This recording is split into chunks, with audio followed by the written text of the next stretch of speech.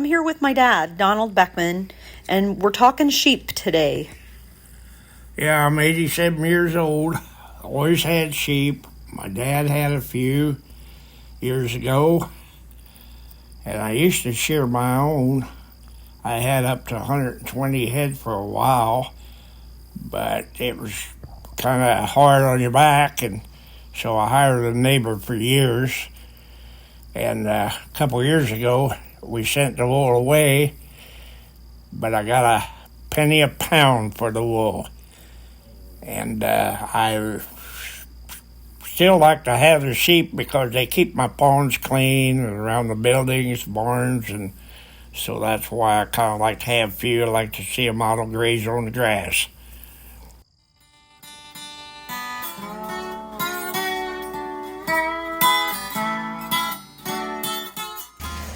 Welcome back to Beckman Brothers Dairy and more. It's about 4:30 in the evening on December 23rd, and we're here in the sheep barn where we have about 20 head of sheep already sheared and probably close to 50 more that need sheared between today and tomorrow.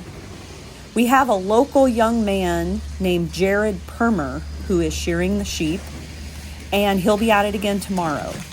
He is the grandson of one of our old neighbors, Larry Permer, who used to shear sheep for many, many years and cared for his own sheep. Let's check in with Jared and find out how many years he's been doing this. Probably 8-9 years. Is this what you do full time? No. Take care of sheep? This is my side job, I guess you'd call it. Started out just doing my own, and then I kept getting more phone calls and more phone calls, and now I shear probably 500-600 head a year. Well, what's the job that pays all the bills? What job's that? Used to be concrete. Now I'm just kind of doing ins and odds. Okay, that wasn't good for your knees and your back, and neither is this. No, it's not. Your body gets used to it, though. Do you ever put them up on something higher, or this is just how you prefer to do them? This is the fastest way. This way right here. You put them on a stand, but it takes a lot longer. When you're doing a bunch at a time, this is the quickest way to do them.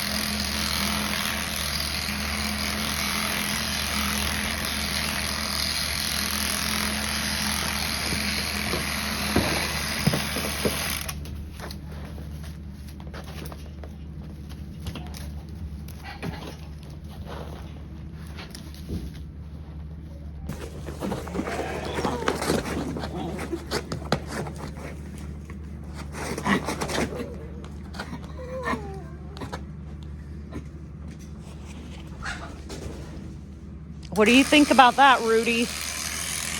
I don't think you're that flexible anymore, Rudy, and I know I'm not.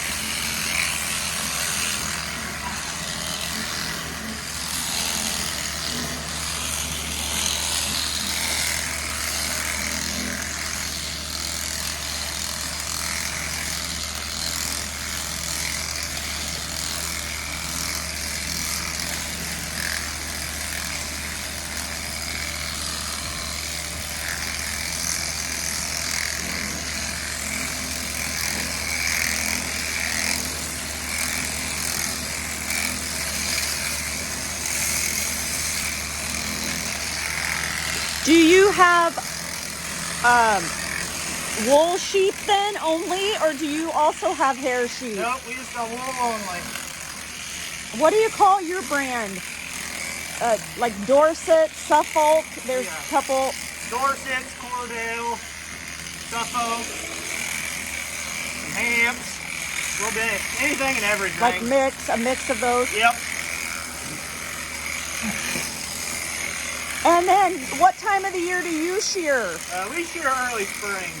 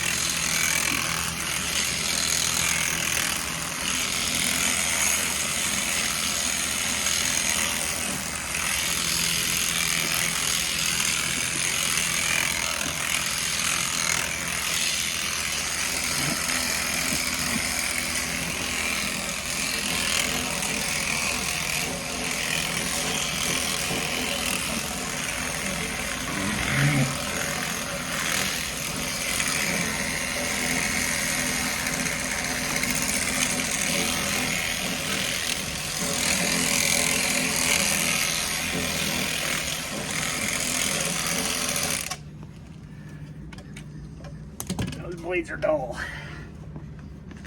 She's kind of a big She's sheep bred. too, yeah. Yeah, she's backing down pretty good. You hear the difference in them? The blade. The blade.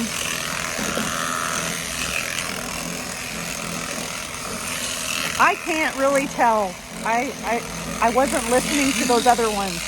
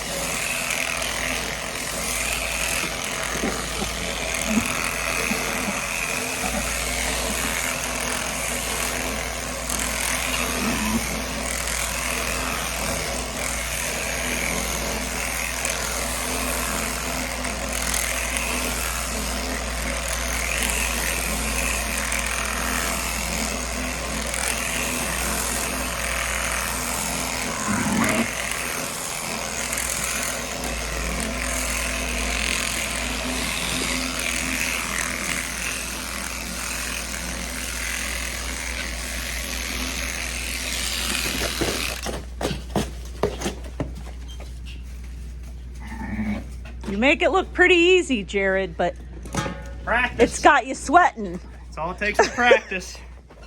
Anybody can do it.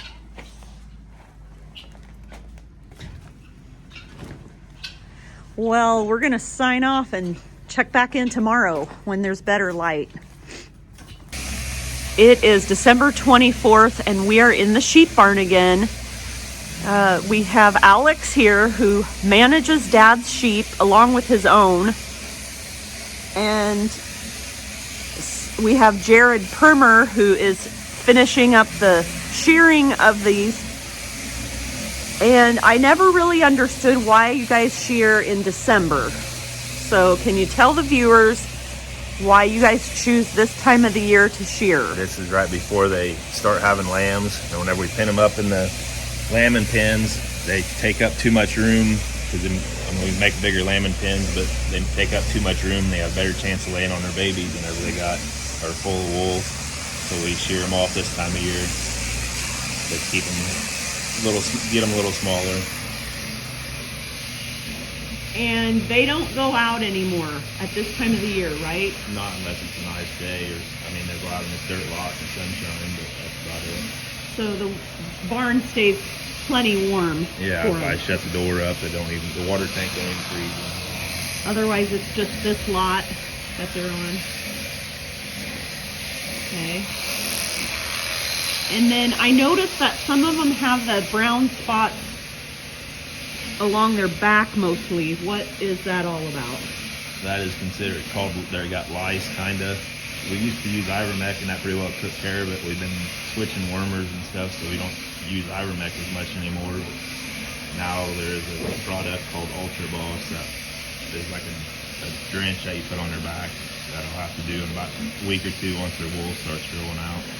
And just clean them up.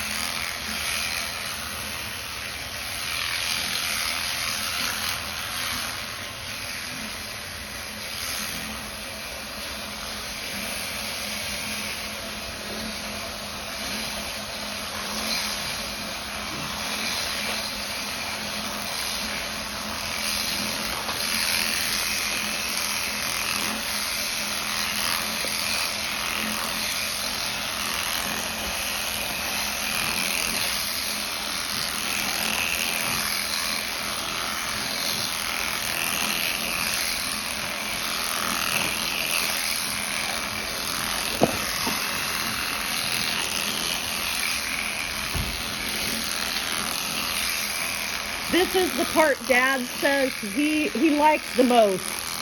When he gets to that part that you're doing right there. Go real fast. A nice even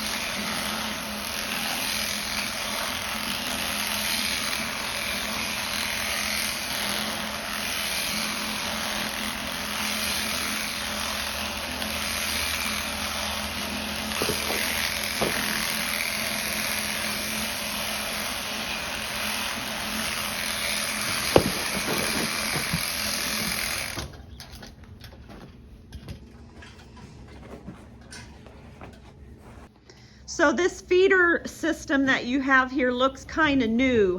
When did you put this in? This was not this summer, the summer before. We built this. It used to be we used to have gates flipped upside down. A 16-foot gate flips upside down, and they'd reach through this section here, and that's where they'd eat at. It was sitting on a piece of, or 12 inches off the ground on a piece of plywood. And then we decided to build this, which works a lot better. You pin the sheep on one side or the other. It don't make any difference, but usually they're pinned on the east side. And then I drive it side by side in here with hay and grain on it, and you just feed all the way along here, and you don't have to walk through the sheep. And whenever you feed the grain on this side, then you let them run over, and most of them come on this side, then you feed the grain on that side, and then they come back around and eat on both sides. And it's easier to dump the hay into, and they get, whenever we had the gates, they'd get to where they's eating on their knees. Once the manure got built up, now this is high enough that they never kneel down to eat. So they're always standing to eat, and it works better this way. What do you have at your place? I got something similar to this, but mine's just on a wall. Along one wall? They only eat from one side. They don't eat from two sides. Kind of like George got in for his goats. Yeah, it's a panel just like this, mounted on posts. Drop the hay in. You never have to get in by them to feed them. What happened to Sam's baby? Is it still here? Yeah. Oh, I didn't hear it because it was loud. It's not making a lot of noise. Sharing with the chicken. It's a good looking little lamb.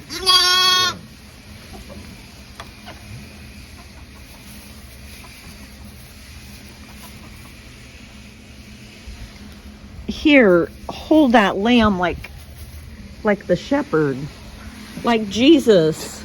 Yes. Look at Sam's lamb. Yeah.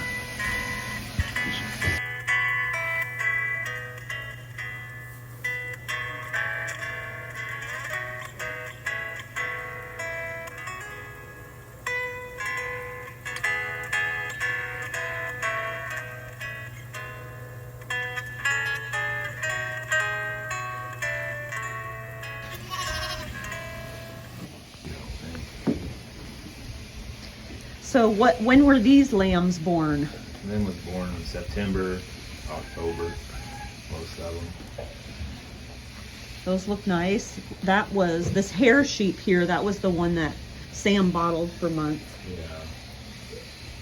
We sold 9 out of here already, out of this group. They averaged 77 pounds. So do you choose to sell just the males? Whatever's big enough. So you do sell some of the females too? We just go by weight mainly. Because you don't need that many more turned into ewes. Well, I don't keep anything of the fall lambs. I always keep them in the spring. Like this, whenever they start having these, I'll tag my twin ewe lambs. That way I keep track of them, and that's what I pick from, is all the twin ewe lambs.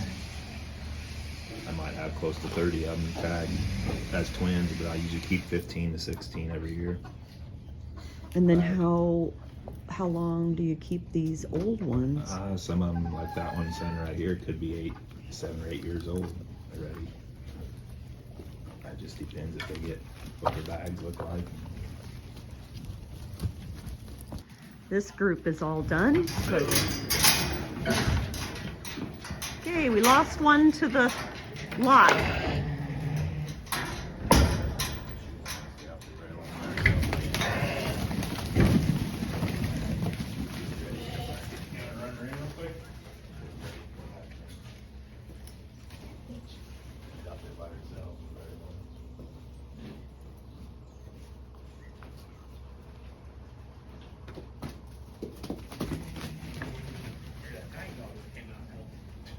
Bringing in the next group.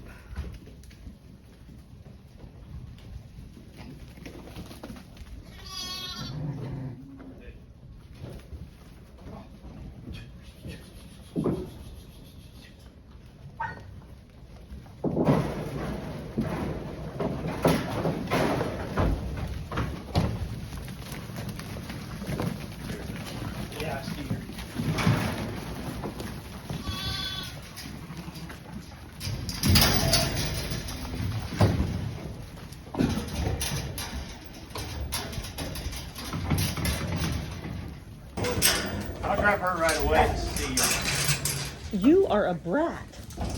I'm talking about the dog, not Alex. Conrad? I call Grit Conrad when he's acting up. Like I say, she ain't getting thin yet, but I just been noticing she's been swallowing eggs like that. Oh yeah, they're getting wore down pretty good. Pretty pointy, ain't it? Yeah.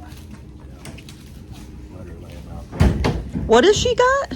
Her teeth are getting real sharp, and whenever they get sharp like that, it means they're getting old, and they just. So what do you do? She'll get sold.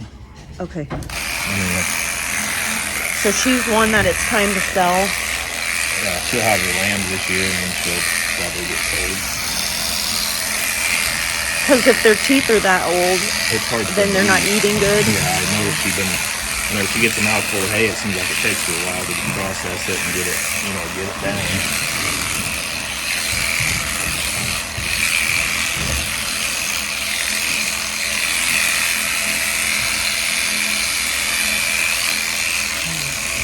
How often do you have to feed them? What's your feeding schedule? I just feed them once a day. Get out of there. Come on. Out. Out. I get fed once a day.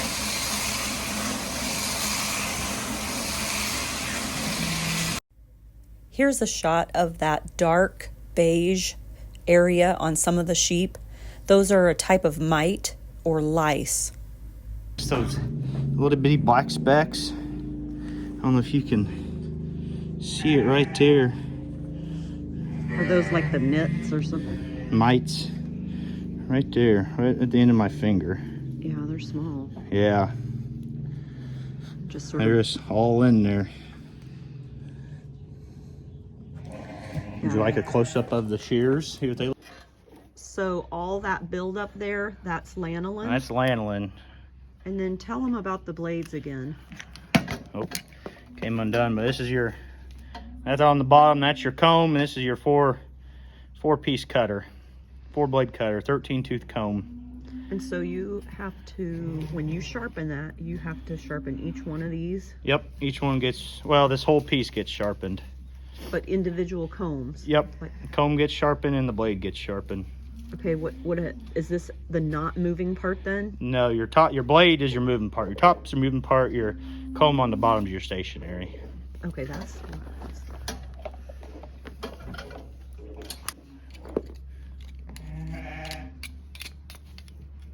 Dang, how many of those did you shear until you?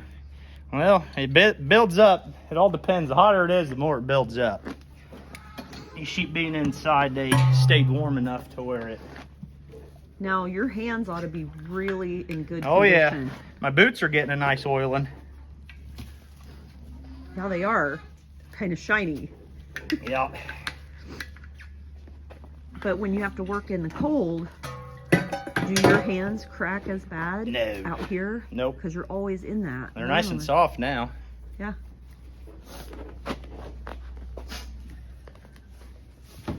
Soak in Dawn dish soap for about a full day to get all that grease off.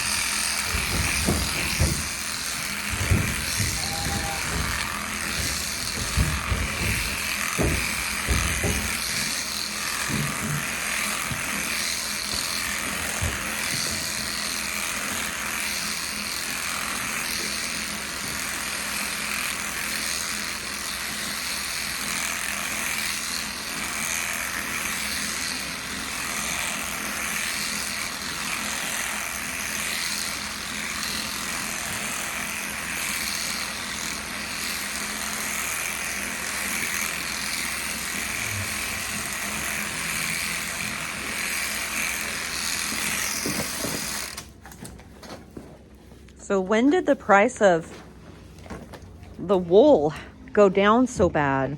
Oh, it's probably been 10, 15 years.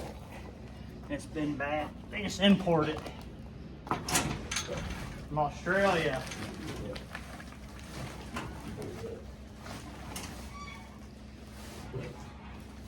What do other people do with it? Not for sure. I haven't found a place to put it yet. I used to take it with me, and we used to have a big company come and pick it up and sell it that way. Now I just leave it when I shear at places. Yeah, so viewers, if you know, share your comments on what you do with this wool in the U.S.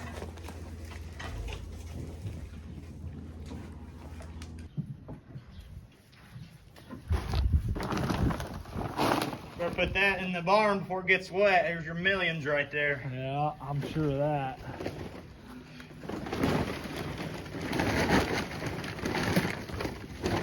So Randy, what got you into sheep farming? That's funny. Randy's not speechless very often, but I don't think he knows what to say. Yeah. What got me out of sheep farming, you might say? Okay, what got you out of sheep farming? I attempted to work with sheep for a year or two out of high school and realized there's no future in this for me. Yeah. You heard it from Randy. Okay, what are these bags? Where are these from? Or is this something you use? No, these are these guys. Oh, okay. I think they come from Equity. I think they're seed bags. Yeah, I think so. Better than putting them on the ground. Yeah, because then you have to just scoop it up sometime.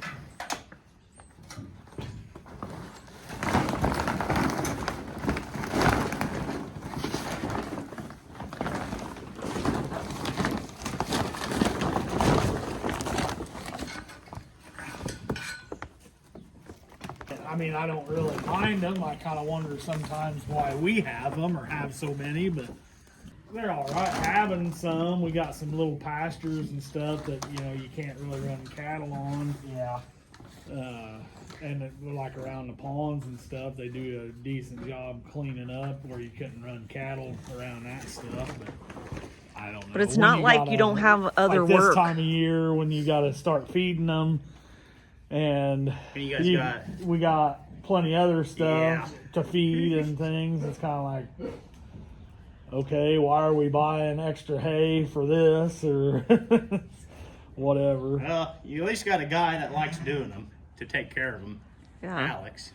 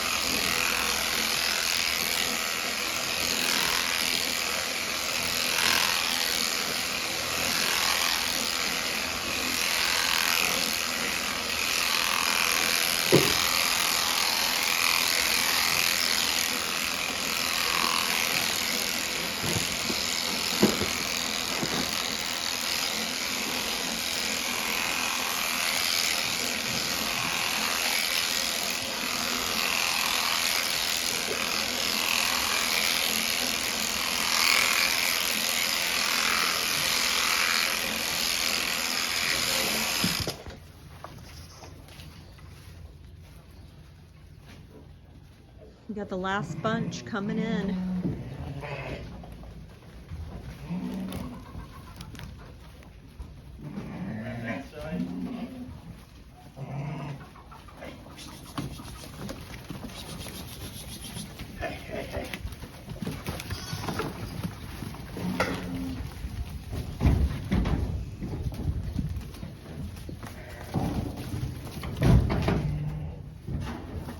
So how long you had this Suzuki? 4 years. I bought it. I actually bought it to pull a sprayer to spray my alfalfa with it. I got my Raven monitor I hook up in the seat, and I got my GPS on it, and then I use it as a side-by-side at the farm and my daily driver when my truck's hooked to a trailer. It's a good little truck. Right-hand drive, 5-speed manual. Cruise down the road at 100 kilometers. 4-wheel drive, heat and air conditioning, and about a half price as a side-by-side. So Did you have to add extra for these spotlights? no, I added those. I was gonna say that's kind of cool too. They have a nice feature. Actually works good as far as when we're unloading corn at the grain bins. I'll pull up at night and I'll flip the front light on, and Does this have like a little engine? yeah, you sit on top of it. Oh, how do you access it? No, it's just the seats. You lift the seats up. Here, I'll come on the other side.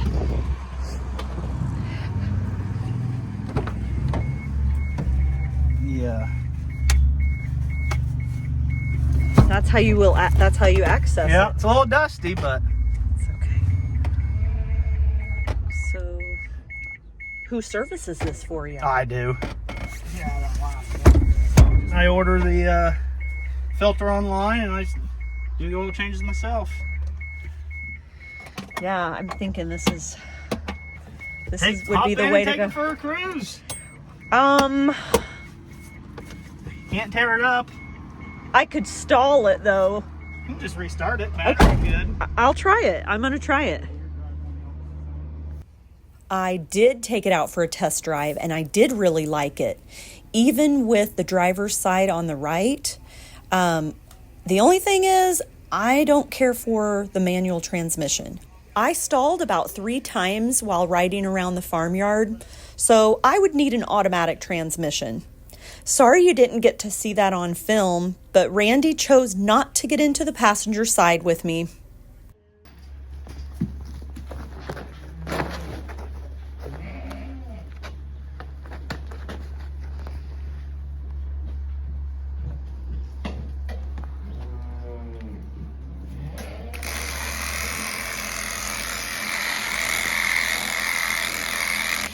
It looks like they're eager to get out in the sunshine.